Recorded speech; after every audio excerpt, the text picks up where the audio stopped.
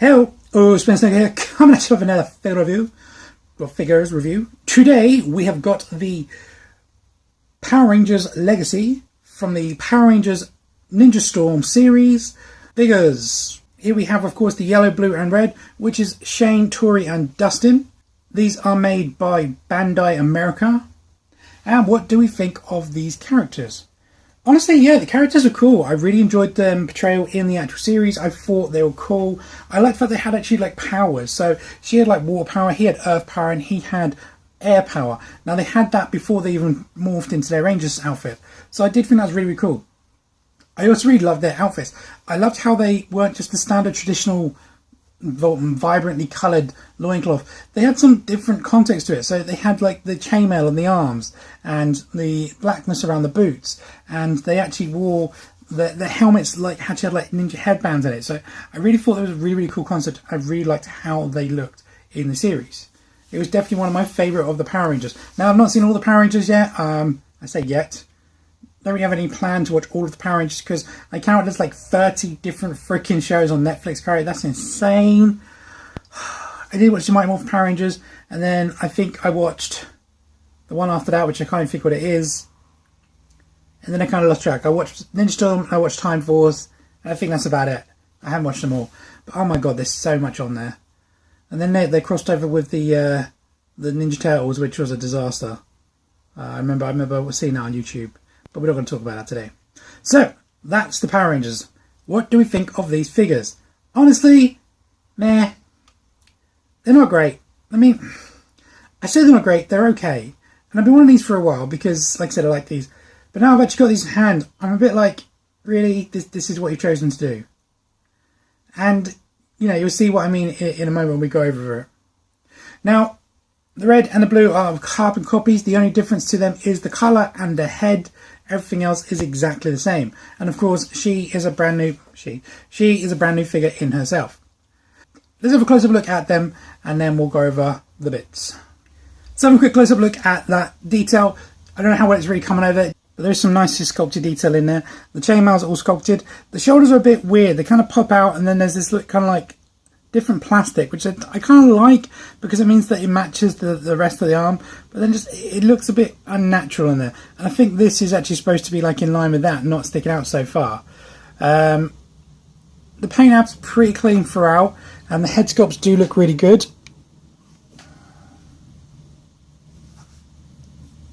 And the logo's on them, so I think this is supposed to be like a phoenix or something, whereas that's supposed to be like a lion. It's very, very cool. And then they've got the little morpher thing on their wrist, also really cool. There's a little bit of paint inside there, but not like a massive amount. For some reason, the elbows and the knees have no sculpting, and you'll see that on the Tori in a moment. I'm probably going to forget the names for now. But yeah, all in all, really, really nice sculpt. There's nothing really to say, apart from, like, you can see the black and the gold on there, and the gold around there. And then, like, the head sculpts, they're virtually identical, just see there's, like, the gold trim around there has a fang, and this one has, like, wings.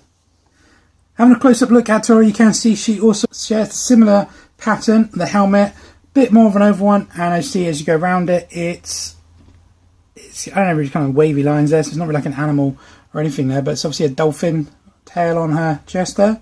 And that chainmail, again, sculpted really nice. At least her sculpt is actually continued into the elbow joint and on the back, but then she suffers it on the knees. There's no sculpt there on the knees.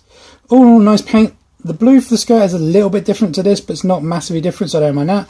Again, painted pretty well. There's no red inside this one, which is a shame, but I guess it's just a little bit too small. All the paints are fairly clean, and I'm quite happy with that.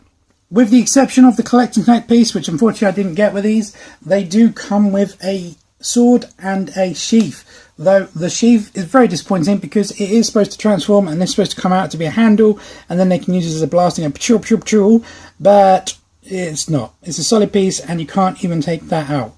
And they haven't even bothered to paint this as they have done on here. So you see there's like a little screen there, some buttons there. I believe I remember them using this to activate certain things. I just can't remember. But the sword itself is quite nice. Very soft plastic. I got sent these in a jiffy bag, and when they arrived they were all like that. It was ridiculous. But yeah, overall it's not too bad. Fairly decent sculpt. But it's alright. I really wish you could take this off, so then at least then you could have the image of when it's on the back that this is in the hand, but no, you can't even do that. So I may mod these, or I might just pass these on and go for the SH Figure Arts version. This is also very soft plastic, but it does hold in there back quite nicely on that peg. That's really the only way you can get them to hold it, and it just looks ridiculous as a gum. But as you can see, it does fit on the back quite nicely, and you can have it any way you want. If you really want it upside down for whatever reason, you could do that. But it should hang over to over their right shoulder like that. To get the sword in the hand is also a bit tight because it's soft plastic and it's a very hard plastic hand. You can try and just shimmy it straight down. It kind of does, but you are going to rub the plastic quite a lot. I'd probably recommend doing this, he says, because doing it this way is very difficult, and again you are putting a lot of stress on there. I don't know, I'm not a fan. It just feels like I'm kind of going against the grain a bit with it, but they do hold it quite snug, and I saw at the start of the video you can get them to hold it two-handed, which is very, very cool.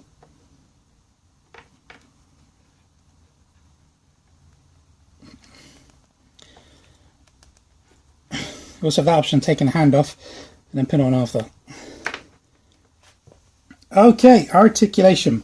So the head is on a hinge. You can see the peg right there, which is a bit annoying, a bit ugly.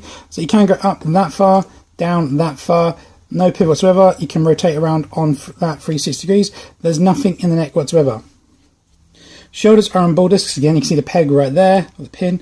They can only go up that far due to the sculpt, which is a bit disappointing. But they can rotate around 360 degrees very nicely. 360 degrees at the bicep, also very nice. Double bend in the elbow. You have a rotation at the top of the glove just there, and then you have a ball, well, like a peg going into the wrist, so you can rotate at the wrist there. But then you also have a hinge, so you can go up and down whenever you rotate it around, so it's up to you. And then a ball here, so you can get great range there. Honestly, I think it's way too much. Using just that ball alone, I can get pretty much every pose I need.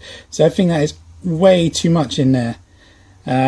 Not a fan of that, and honestly, I apologise, this was not on properly. Now that I've actually put it in properly, it doesn't flop around as much. I thought it was, and you do get, yeah, that makes the peg actually a lot more useful. So I apologise about that, but even mindful if yours does the same. As you see, we have a ab crunch here, so we go forward that much, back that much. Have a waist cut here, not 360 degrees, you're going to go from there to there. Really? Yeah, they're both the same. Can't go all the way around. Did not notice that till just literally now. Tika hips, very loose hips, not a fan of them, but you can do a Spartan kick with this leg all the way forward, that leg all the way back of that. And they kind of step, so I don't like that, it's a bit ugly. And you see there's some white in there to try and help with the grip.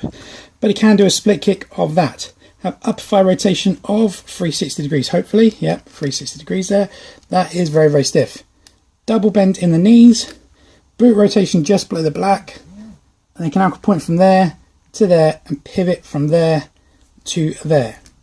Okay, so for Tori's articulation, her head's exactly the same, so you can go back that far, forward that far, no pivot. You can rotate around 360 degrees there, and nothing in the neck either. Her shoulders are on borders, sticking out that far, rotate around 360 degrees, bicep cut 360 degrees, single bend in the elbow of just that much, same glove rotation, and then, now I've lost which way up it's supposed to go. Whatever, and then we have the same thing where there's a peg going into the wrist, which you can rotate around there, and then a hinge, and then there's a ball. But this one, the ball's a bit more snug, so it's a bit better, so you don't get as much movement, which kind of works better rather than flopping around. Now, she has a very good diaphragm joint, so you can go forward that far, back that far, pivot from there to there. You can rotate around, oh, and pop off on that.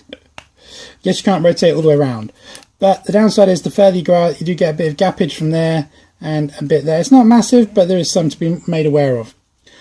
Now, no, oh no, she also has waist cut, but it's so, sorry, I'm right down there. It's just a waist rotation, but again, exact same. And with the diaphragm, I suppose it does work actually pretty well together. This is my biggest gripe with this figure, and all of them, to be honest. This skirt, it's a solid plastic. Like, ridiculously solid. You can move her legs from there to there to there. That is it. You can't force it, but you're putting stretch on it, and now it's flaring out.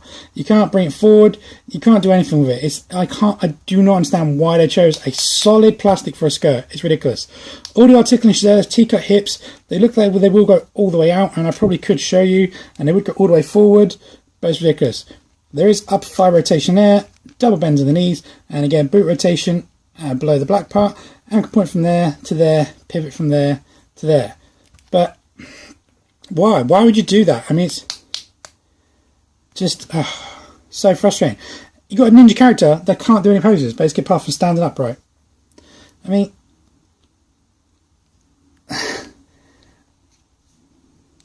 yeah, like stretching there. No, I'm not doing it. Just terrible, terrible design. Okay, so these Rangers stand to the top of their heads. Just about 6.5 inches tall, which makes them 16.5 centimeters. And they're both roughly the same, although she seems to be a fraction shorter. Okay, so final thoughts. Would we recommend these figures? Honestly, the problem is with these figures is their articulation is loose. It gets loose very quickly. There's no ratchets, there's no nothing. We've discussed her skirt, ridiculous. Just the worst choice in figures. We've discussed the accessories, really poor accessories. I mean, there's good articulation there when you can access it. They don't really come with enough accessories because these guys all have power weapons as well. There's none of them. Like, he comes with a giant hammer, he comes with a gun, she comes with a megaphone? I don't actually remember what she comes with. But the point is, there's not a lot there. And these things go for quite a lot of money. Yes, you do get a Connect and Connect piece, and I'll put a picture of that here so you can see what the Connect and Connect Megazord does look like. This is roughly about the same scale as these ones. I do have the movie ones complete. I might do a review of all of them in one shebang. When I say movie, I mean the new latest one that came out in 2016 movie. But would I recommend these? No. The other problem is they've only released, and I don't think they're doing it anymore, these 3 Ninja Storm figures. There is also the Crimson Ninja Storm figure, the Navy Ninja Storm figure, and the Green Samurai Ninja Storm figure. Now, I know SH has done the 5. I don't believe they've ever done the green one, which is also a bit frustrating. So, because I really love that series. It was very cool. But no, I don't think I would recommend these figures to anyone unless you're proper diehard fans and you really do love this wave of figures. Anyway, guys, that is my review. I hope you did like this. I'm sure it was a bit of a wind, but I got to be honest with you, and I can only tell you what I have. I can't lie. You guys don't deserve that, and I don't feel comfortable doing that to you. I hope you still enjoyed this video, and I hope you did find it beneficial to get a good idea of what these are like and what you can then do with your money instead. Anyway, thanks for watching, and I'm going to catch you in my next one. See ya.